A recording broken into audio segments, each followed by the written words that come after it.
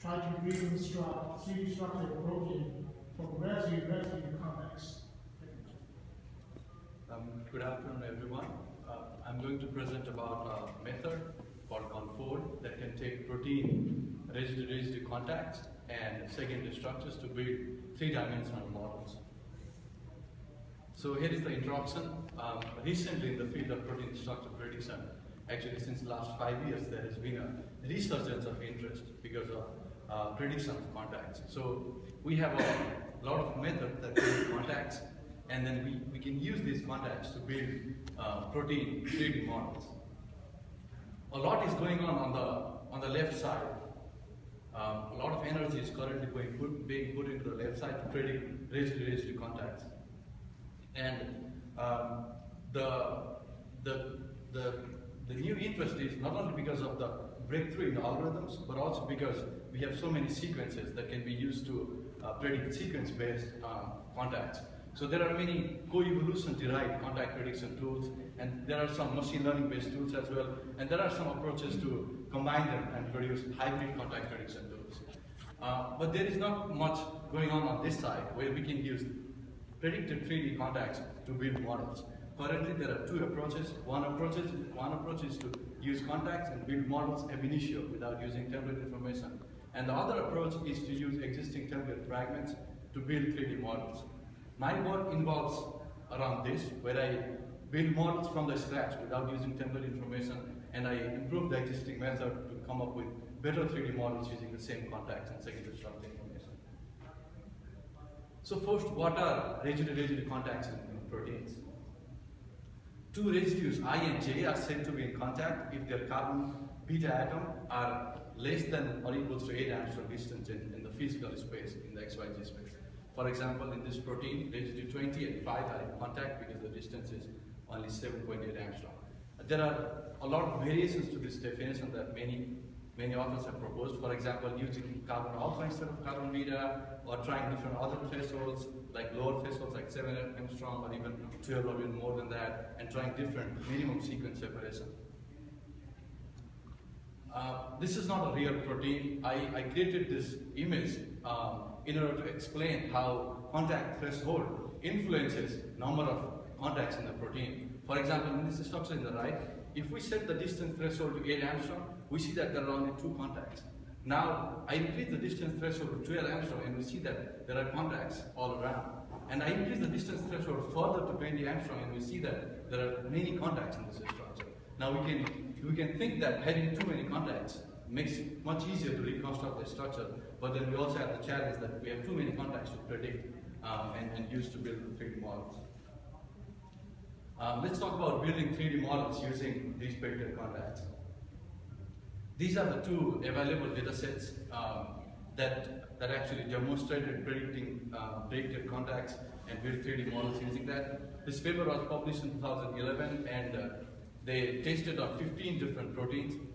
This lists the TME score, the quality of the final model they got. And this is the first benchmark. We popularly refer to this as EV4. And the second paper published in 2014 released a much larger data set of 150 proteins.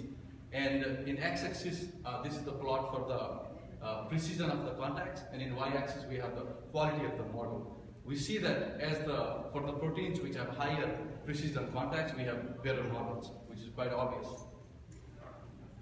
Now, there is fundamental difference between these two methods. As I said before, this is ab initio method, which doesn't rely on any fragments, and this is fragment-based protein folding method. Put it in a poetic way, to use or not to use the fragments, that is the question.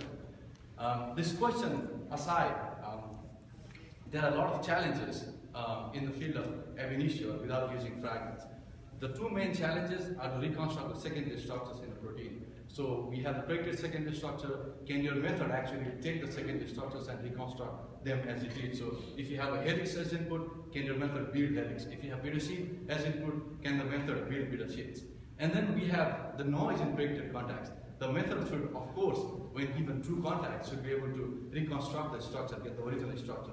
But in predicted contacts, we have a lot of noise. And when you try to satisfy all the predicted contacts, probably we will come up with a jumbled up structure with everything coming together in the same place. So these are the two challenges that ab initio protein folding method needs to deal with. To summarize my method, CONFOLD, for building ab initio models, first I convert secondary structures into distance, angle, and dihedral. Distance, restraints, angle, restraints, and hydrogen bond restraints to come up with secondary structures, to build secondary structures. And then I combine contact restraints, the break-dead contacts, and then secondary structure restraints using weighting schemes. And then I use a customized version, my own customization of existing modeling tool called CNS. And then I build the model in two stages. In the first stage, I build one model, and then based on that, I improve the model in the second stage. And the two-stage modeling idea actually improves the beta sheet quality and improves the accuracy of the model. The unique or the new ideas I introduced are accurately reconstructing secondary structures at first, and then being able to remove noise in the break-dead contact and come up with better 3D models using this two-stage approach. The pipeline looks something like this. We have secondary structure, contacts as input, we convert secondary structure into restraints, dihedral angles, distance restraints, and hydrogen bond restraints.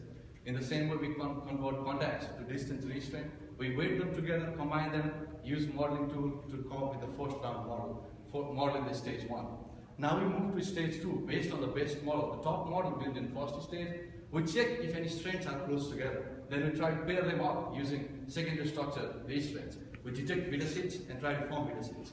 And also analyzing the top model, we see which contacts are very far, which are not satisfied. And then we remove those contacts so that the model has room to fold properly. And then using these new restraints, we refold the model and then come up with a new model. So what are the results? First, verifying the secondary structure. Given secondary structure, how well can CONFOLD reconstruct secondary structures? Using a set of 24 big protein set, we found that out of 79 helix residues, we can reconstruct 77 helix residues, and in beta sheets, we can reconstruct 33 out of 42 on average. Beta sheet proteins are the hardest one in terms of reconstructing secondary structures. And here is an example of a beta alpha beta barrel protein, a classic beta alpha beta barrel protein, and just using secondary structures without using contacts information, we could very well reconstruct the secondary structures. The green one is the native structure, and the orange is superimposed predicted structure. And this is another anti-parallel, classic anti-parallel beta barrel protein, and we see that just secondary structures restraint can reconstruct beta barrel proteins very well. Coming to the final quality of the final models, this is head-to-head comparison of the best models predicted by the method EB4 and my method CONFOLD. We see that out of 15 proteins, we have better models for 12 proteins. And on average, the improvement in RMST is 4.6 angstrom from 5.2 angstrom. Here is an example for this protein SPDP2 human. The green one is the native structure, the original structure, and purple is the structure predicted by EB4, and the orange is the structure predicted by CONFOLD. We see that the orange structure has beta sheets as well, whereas the purple doesn't, and that is one of the reasons why this model is actually better than the one predicted by EB4.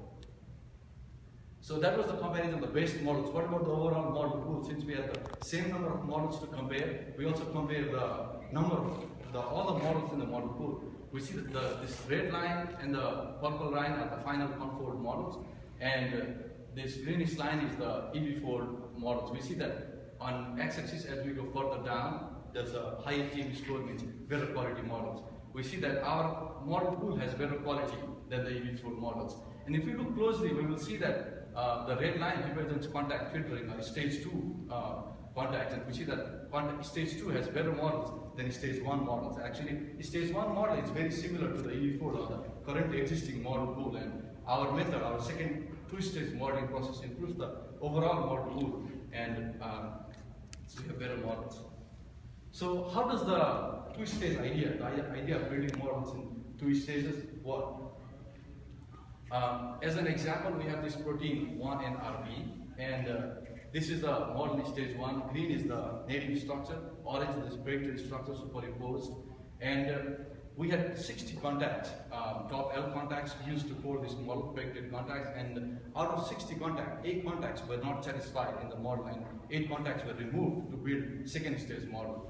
And when we investigated these 8 contacts, out of these 5 contacts in the navy were located very far. For example, if we look at this contact as 36 and 30, we can see that they are at the ends of a beta strand, which means they can never be in contact. So our method detects that and then removes these noisy contacts. And in second stage, we see that it can easily form beta chips when these noisy contacts are removed. For this particular case, we observed a 22% increase in TME score from 0.5 to 0.61.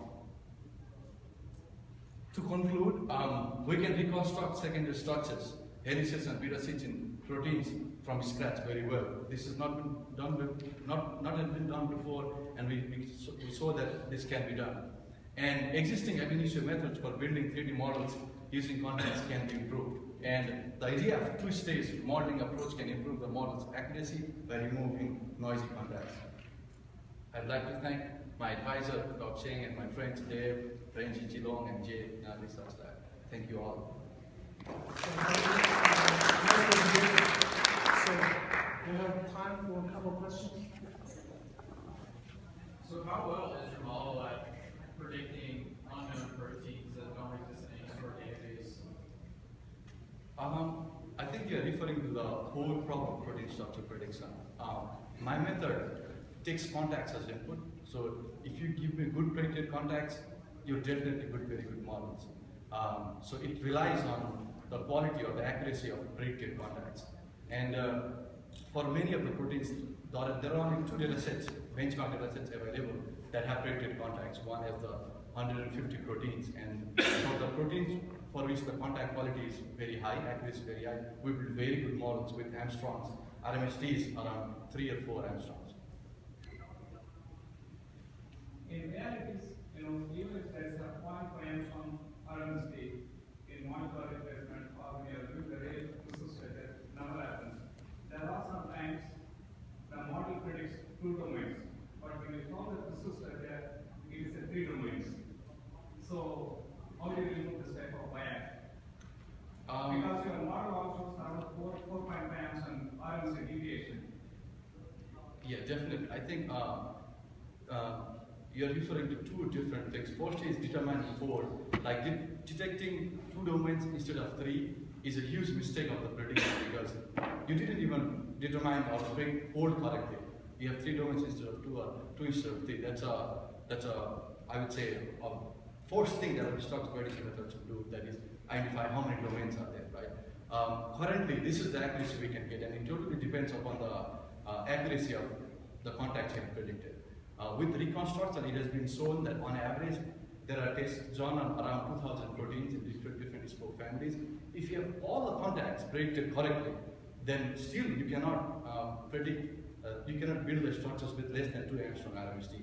On average, you can reconstruct with 2 angstrom RMST. So that is the, I'd say, the potential of the reconstruction process. Any more questions for this speaker? Okay, let's thank Patrick for the nice presentation. Now,